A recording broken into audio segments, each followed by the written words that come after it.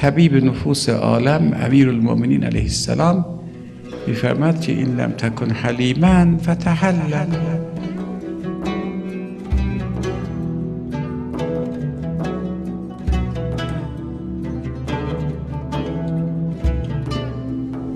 که حلیم نبوده خودتو بزن به حلیمی، یواش یواش مثلا اگه یه چیزی گفتم بدت اومد شده مصنوعی هم بخندی بچینه.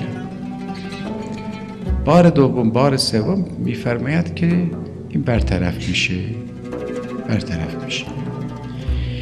یه خانواده بودم بنده سراغ داشتم، این خانم آقا تا ساعت 3 بعد شب دعوا میکردن معمولا. کتک کاری نبوده، فقط لفظی. میگفت فلان چیز فلان شد، اون میگفت وای بچه ها بیچاره این طرف نشستن.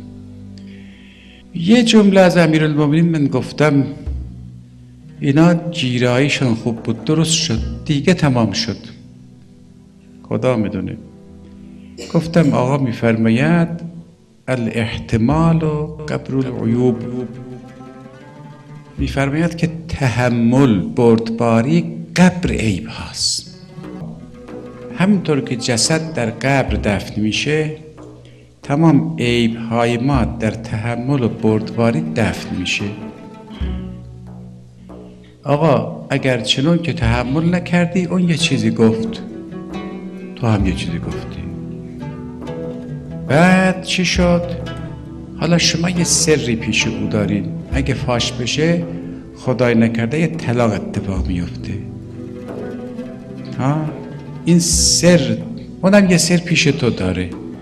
حالا این عصبانی شده میگه حالا بگم، تو هم میگه چی؟ میگه خب بگو منم دارم چی بگم، منم دارم، خب اونم بگه تو هم بگو، 2 تا طلاق اتفاق بیفته، بچه بی تربیت بشه، کلانتری، دادگستری. ببین چقدر عیب. تمام اینا با یه سکوت حل میشه، تمام اینا با یه بردباری حل میشه. الاحتمال چی؟ قبر العیوب. چقدر زیباست، نسخه است امیرالمؤمنین.